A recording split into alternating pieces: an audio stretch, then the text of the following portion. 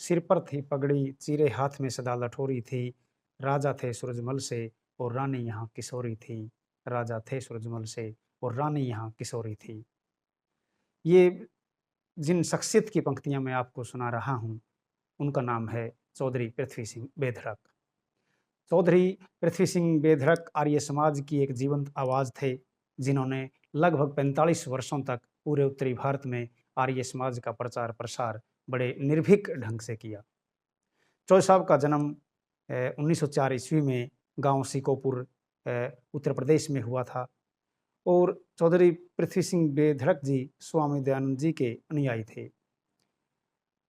उत्तर भारत में जिस आर्य समाज को आज हम देखते हैं और लोगों के ऊपर उसके प्रभाव को जब हम देखते हैं, तो सर्वप्रथम अगर किसी व्यक्ति का नाम आता है, जिन्होंने सब कुछ निछावर कर स्वामी दयानंद के आचार-विचार को, उनकी भावनाओं को, उनके उपदेशों को अगर उत्तर भारत के घर-घर में पहुँचाया, तो उस शख्सियत का नाम है चौधरी पृथ्वी सिंह बेधड़क।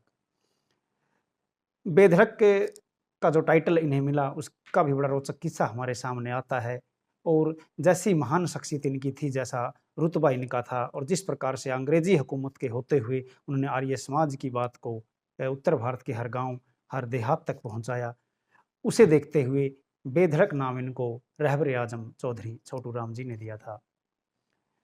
लगभग 45 वर्षों तक चौधरी पृथ्वी सिंह बेधड़क जी ने आर्य समाज की सेवा की, आर्य समाज से वो जुड़े रहे और इसी दौरान उन्होंने लगभग 48 से अधिक पुस्तकों की रचना भी की। इनकी जो अंतिम पुस्तक जो 1972 ईस्वी में प्रकाशित हुई, मानवता मानी जाती है। इसके अतिरिक्त भी इनके भजनों के कई संग्रह हमारे सामने आते हैं, जैसे परमाणु बम, बेधड़क का हवाई जहाज और दर्पण का दर्पण। बहुत बार गाँव देहात में जब उत्तर भारत में आप जाएँगे, तो बहुत जगह देखने को मिलता है कि आर्य समाज के जो जितने भजनों उपदेशक हुए हैं, उनकी भजन गाने की एक शैली रही है और उसी शैली में आज भी बहुत से गाँव के लोग आपको उन भजनों को गाते हुए मिल जाएँगे। जैसे एक बार पृथ्वी सिंह बेधड़क जी का एक भजन है, मैं बताता हूँ कि बहू कैसा ऊपरी पराई, लागे कोन्या वैद्य की दवाई, कि बहू कैसा है ऊपरी पराई, लागे कोन्या वैद्य की दवाई। पीरागढ़ी दिल्ली का एक किस्सा भी बेधड़क जी के साथ जुड़ा हुआ है। बताते हैं कि अंग्रेजी हुकूमत के समय पृथ्वी सिंह बेधड़क जी जब अपना भजन गा रहे थे, तो अंग्रेजी अफ़सर ने उन्हें बीच में रोकना चाहा, पर वहाँ पर उपस्थित जनसमूह में रहबर-ए-आज़म चौधरी छोटू राम जी ने अफ़सर को यह कहते हुए संबोधित किया कि आप रोकने वाले कौन होते हैं, जब तक मैं यहाँ बैठा हूँ। और उसके बाद पृथ्वी सिंह बेधड़क जी ने अपना भजन पूरा किया और उसके बाद बेधड़क जी के साथ एक रोचक किस्सा ये भी मिलता है कि एक बार 1962 में उन्होंने आज़ाद पार्टी से अपना नामांकन दाखिल किया और वो चुनाव एक ऐसा चुनाव था जो इनका पहला और अंतिम चुनाव बन गया। वो चुनाव था रघुवीर शास्त्री के विरुद्ध और रघुवीर शास्त्री जी और चौधरी पृथ्वी सिंह बेधड़क जी बड़े अजीज मित्र थे।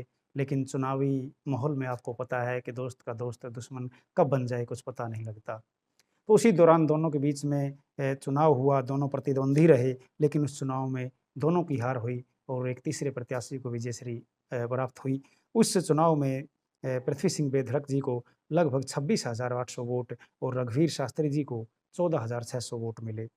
रघुवीर शास्त्री जी बाद में लोकसभा के सांसद भी रहे 1967 से 1971 तक और वो बागपत के ही काकोर गाँव के रहने वाले थे।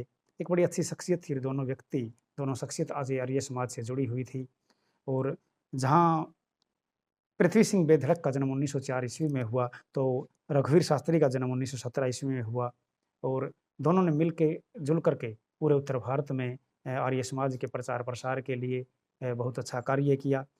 और उसके बाद इस प्रकार की शख्सियत जब हमारे समाज में है, तो इन्हें जानने की ज़रूरत है, इन्हें पढ़ने की ज़रूरत है, इन्हें के भजनों को घर-घर में समा कर रखने की ज़रूरत है। और यहाँ तक पढ़े-लिखे लोगों के लिए मैं ये कहूँगा कि इस प्रकार के व्यक्ति जिन्होंने समाज के लिए इतना कुछ किया, उनके जितना भी साहित्य उनका है, उसको संजो कर रखने की ज़रूरत है, उसको प्रकाशित करने की ज़रूरत है।